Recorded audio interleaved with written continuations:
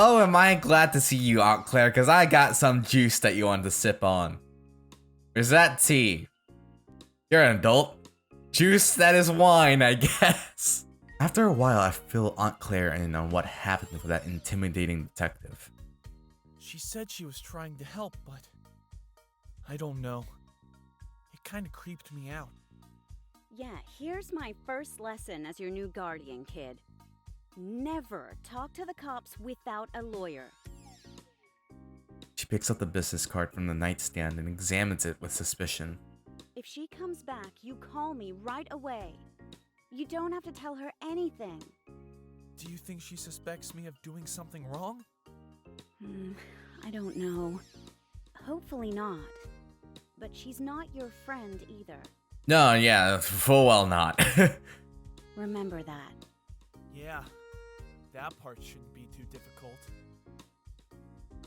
Claire disdainfully tosses the business card back down. So, anything else interesting happen around here lately?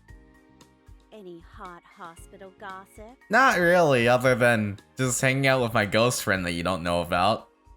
It's been fun. I chuckle. Well, one of the nurses was telling me about some drama with her book club. Apparently, one of the other ladies in it said she was tired of reading depressing books and only wanted to read fun stuff from then on. Which caused a bit of a scuffle because a few of them had been trying to pick books by more diverse authors with messages about social issues and stuff. So now they're having a whole debate about the importance of educating yourself about problems in the world versus the value of escapist media for your mental health. Yes!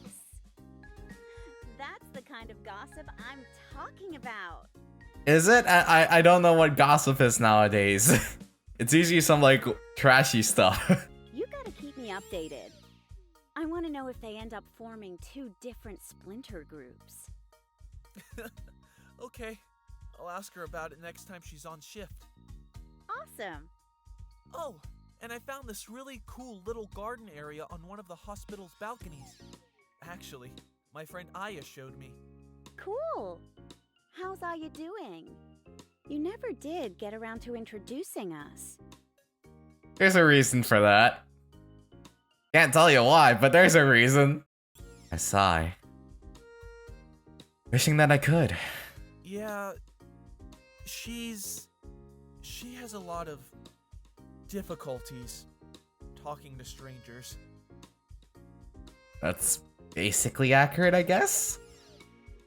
Aunt Claire is probably just picturing a very different kind of problem than the real one. You must be a pretty special kid to get her to open up to you then. Not by choice, but I'm glad. Again, maybe I am. But not in the way she thinks. I hope you'll be able to stay in touch after you get out of here. Yeah, me too. That's even possible. Hey, do you remember the last time you were in the hospital? Or were you too young? I remember going to the ER when I hit my head in gym class in the 4th grade. I had a minor concussion. And I'll never forgive Jeff Spencer for knocking me over. No, I mean earlier than that. You had to stay for a little while when you were... 5 years old or something? When your appendix burst. Oh yeah! I haven't thought about that in ages. I do have a little scar from the surgery. But it's faded so much over the years that it's easy to forget about. Was it this hospital? I think it was the smaller one across town. You were born in this one, though. Not that you'd remember that. No. Why would I? Why the hell would I? But I'll never forget your dad calling me about it. I was planning to be back in town for your mom's due date, but you came almost a month early. I was staying with this nice family in Brazil who got woken up in the middle of the night by your dad. He was trying to explain in absolutely awful Portuguese that he needed to talk to me. I don't know if anything he said made much sense, but they got me up and handed me the phone, and Aw. I couldn't wait to get back home and meet you. Was I a cute baby? Zach. Claire leans in with a solemn expression on her face, as if she's about to tell me something really serious. You were the absolute ugliest baby I've ever seen. Oh, come on! Give me a break! You didn't have to tell me that. You could have lied. Lying is an acceptable exception here. I laugh. No way!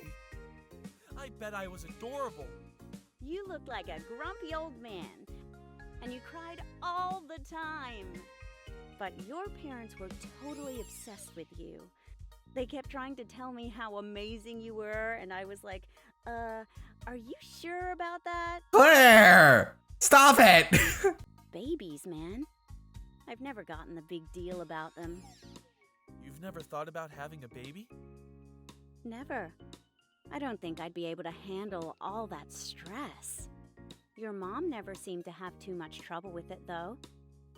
I mean, she was tired all the time, but she was happy. She really loved you. Not silently. Feeling a lump forming in my throat. And I did too, of course. No matter how funny looking you were. Stop! Especially when you got a bit older and started talking, and we could hang out a bit. I used to try to give you art tips with your little finger painting set. Remember that? Yeah, we have some of that on video. Or... You did. My heart sinks. we used to.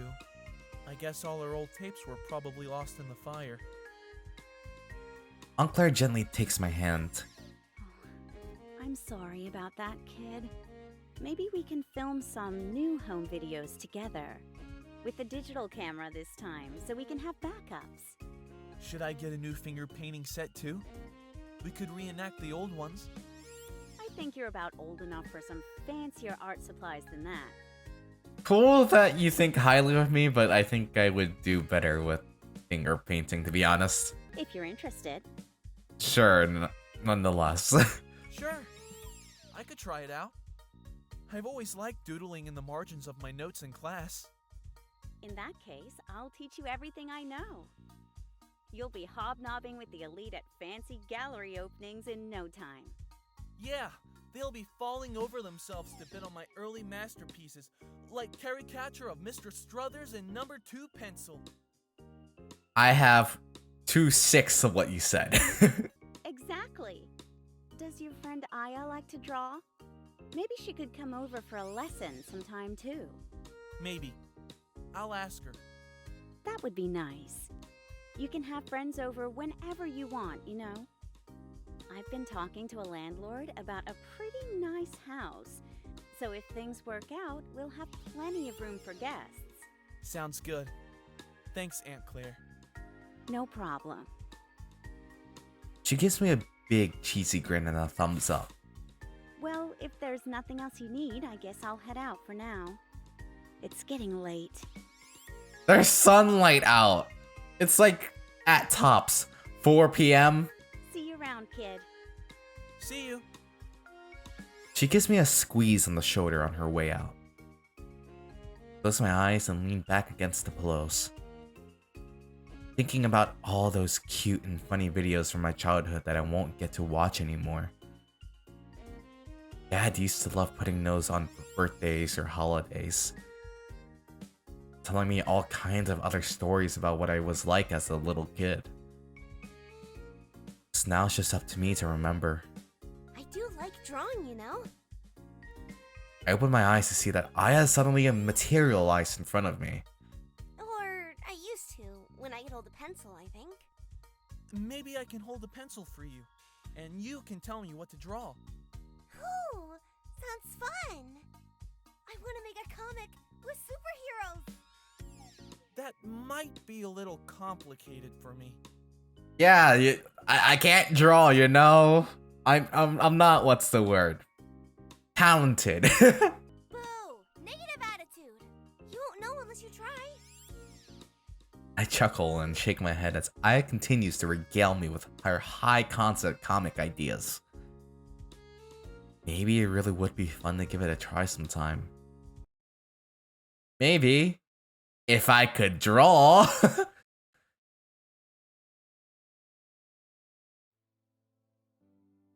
the first time in I don't know how long, I stand in front of a mirror and take a good look at my reflection. It's hard to believe that it's still me.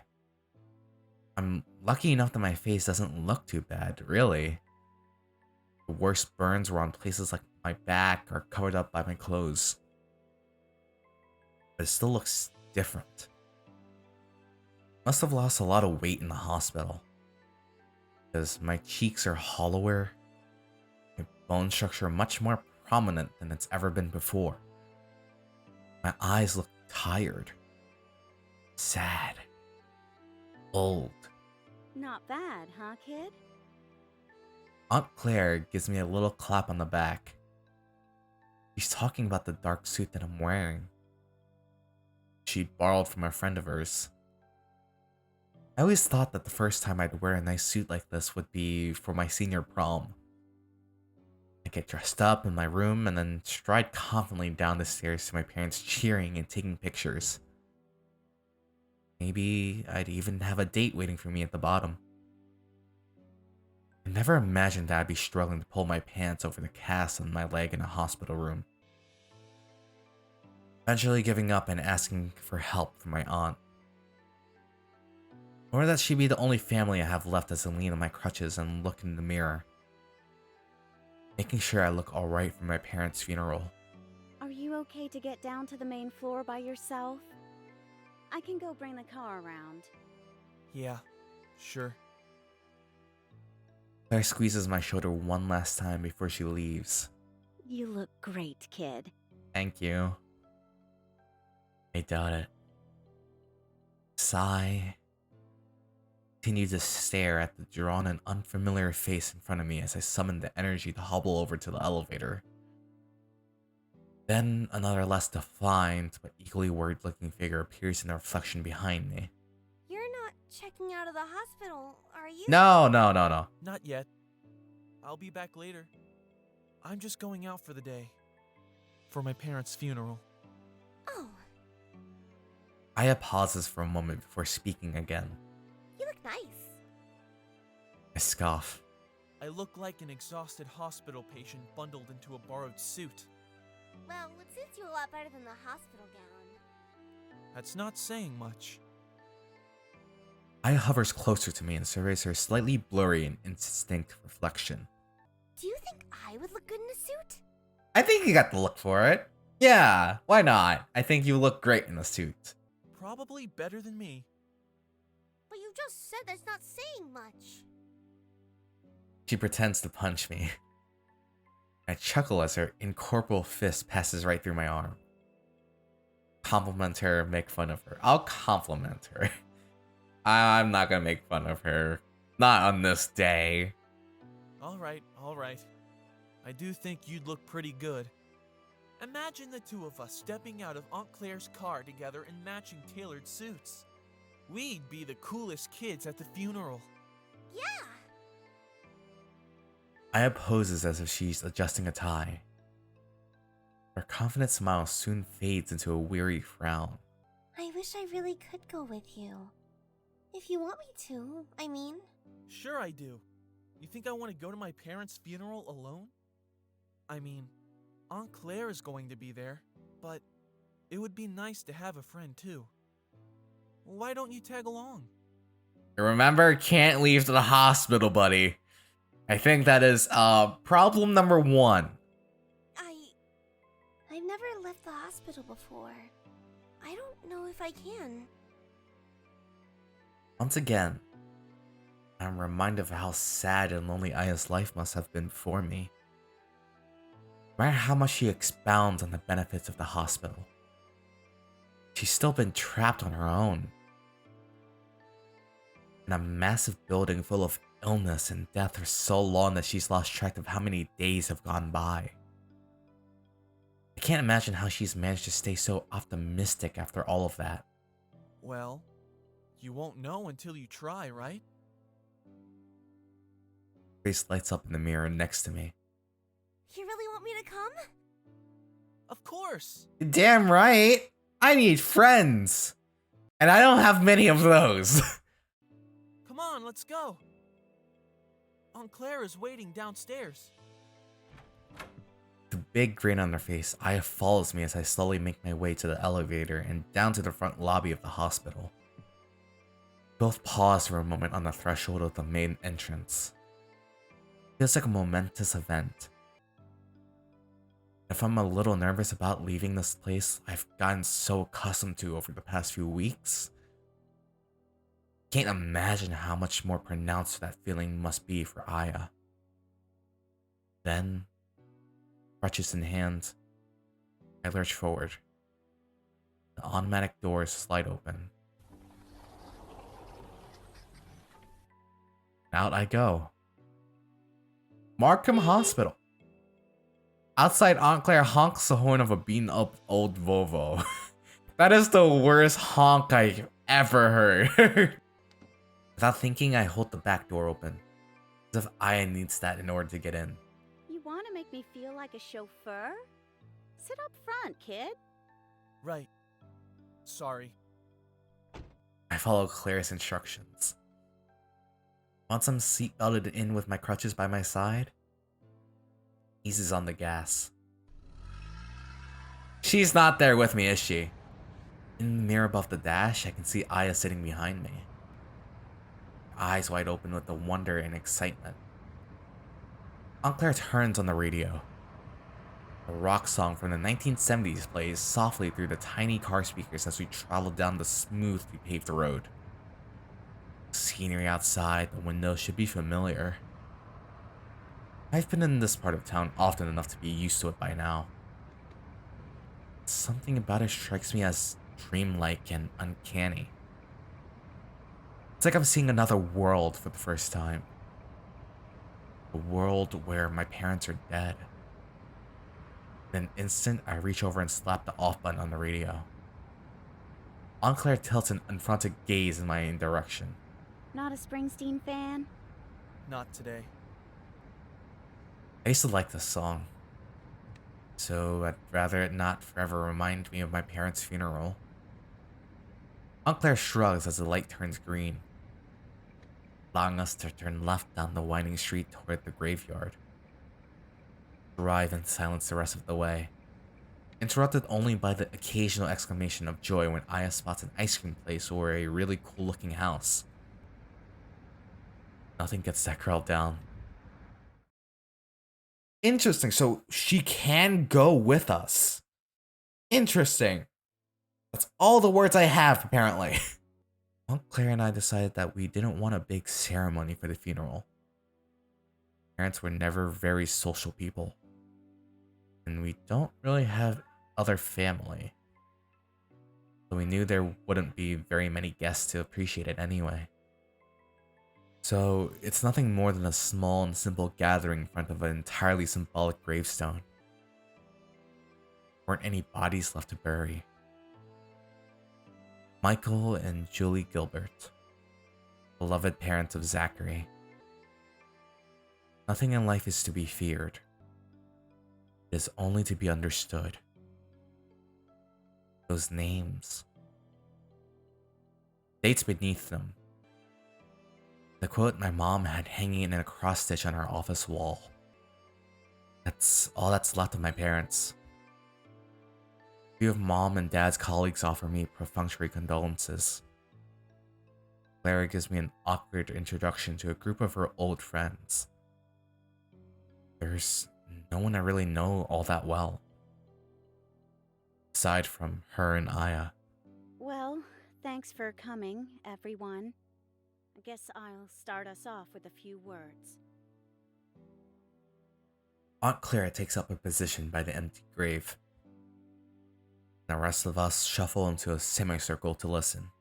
For those of you who don't know me, my name is Claire. I'm Michael's sister and Zachary's aunt. Ever since we were kids, I knew my big brother was going to be a brilliant scientist. And as a result, he impressed and inspired me every day with his dedication to his research. I know some of you here worked with him, so I hope you'll be able to carry on where he left off, and to make sure his contribution to science means something. Not that I ever understood what the hell he was working on all the time, but hey, he didn't understand my art much either. This remark earns a few soft chuckles from Claire's small audience. And I know Julie also had the same intelligence and determination. It's why they were perfect for each other. I never saw my brother as happy as he was when he was collaborating on a big project with his wife. The two of them also deserve credit for raising a great kid. My nephew, Zach, who's still keeping his chin up, even after everything he's gone through.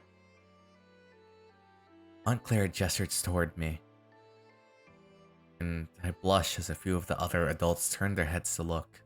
I know I could never be as great a mom as Julie, but I'm going to do my best to take care of him, from now on anyway. She looks down toward the grave, and her voice cracks as she speaks the next few words. I hope I'll make you proud, Mike. Tear slides out of my aunt's eye. Hastily wipes it away. Shoulders are shaking, and I can tell she's having difficulty holding back from crying more. Silence hangs over the graveyard. Everyone in our small gathering apparently unsure of what to do next. I wish I could do something. Comfort Aunt Claire. To honor my parents' memory. I can feel my throat closing up at the prospect of trying to talk about all this in front of this group of strangers. What if I say something totally stupid? Or what if I just start crying too? And everyone feels even more awkward. Then I feel Aya next to me. Her ghostly hand brushing against mine with a familiar tingling sensation. I turn to look at her, and she gives me an encouraging nod. Says she can tell what I'm thinking. I respond with a subtle smile before taking a couple hobbling steps forward. You will, Aunt Claire. Thank you so much for that speech. And thank you to everyone else for coming here to express your sympathy. It means a lot to us, and I'm sure it would mean a lot to my parents too. I'm just making this up as I go along. Somehow, it actually sounds pretty good. And to keep it going for a little while, be solemn, try to lighten the mood a bit. That's tough, because funerals are not for the dead, they're for the living. And both of them can be good, can be bad, I guess. I'm going to try to lighten the mood a little bit so that their lives are more so celebrated than us being sad over their deaths. You know, my mom was always getting paranoid about my computer overheating when I played video games. She used to storm in during the middle of a boss fight and tell me to take a break for a while or you'll burn the house down. Reaches under my armpits, I raise my hand in a gesture of innocence. Well, this time, Mom, I swear it wasn't me. Shock descends on the expression of the strangers in front of me. For a moment, I'm worried that joke was way too dark. Then one of them breaks out into laughter. Two others follow. Soon, they're even contributing lighthearted stories of their own. Julie was always like that. No one was as much of a stickler for her lab protocols as her. Remember that time he had to take apart the equipment to clean it? She must have double-checked that it was all shut off about 50 times. As more conversations spring up, Aunt Claire smiles and squeezes my hand. Thanks, kid. I look out at the group of people, discussing their memories of my parents. See Aya floating among them, smiling sympathetically in my direction. So glad she's here to help me face whatever comes next in my life. As optimistic as the atmosphere here is making me feel about the future, I still suspect that the problems that started with the fire are far from over. Yeah, because we still have that goddamn detective, and that is the end of the demo. Ended off on a pretty good note and a good cliffhanger. And my god, do I want to know more about you. But that is the end of Elegies Aya. At least the demo portion. The game is not fully made yet, and I want to play it when I can. I really do. Because now I'm invested in almost everyone here except the detective, because I have no idea who they are. And why they're holding a gun like that.